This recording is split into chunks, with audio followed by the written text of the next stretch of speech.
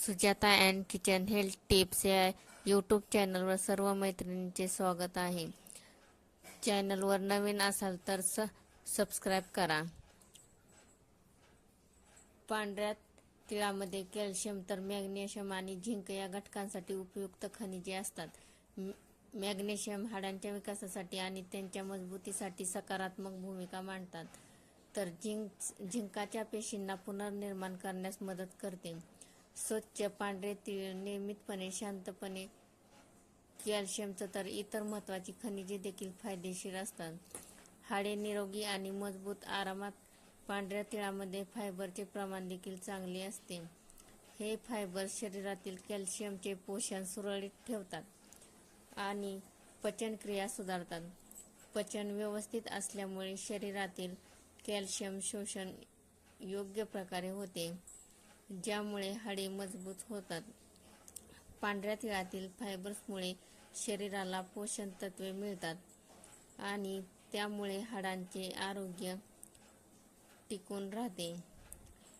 पांढऱ्या तिळामध्ये केवळ कॅल्शियमच नव्हे तर मॅग्नेशियम आणि झिंक यासारखी हाडांसाठी उपयुक्त खनिजेही असतात.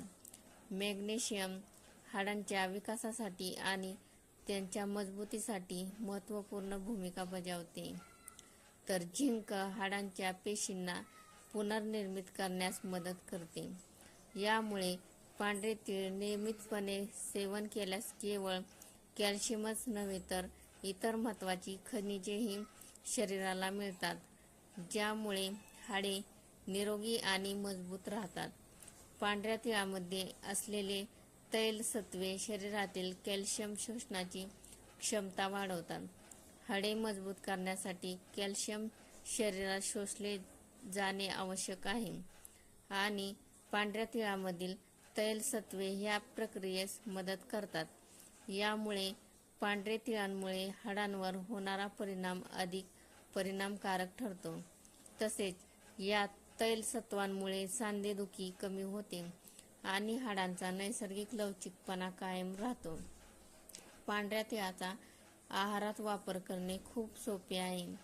तुम्ही तिळाचा वापर खीर, चटणी, पोळी किंवा सॅलडमध्ये करू शकता.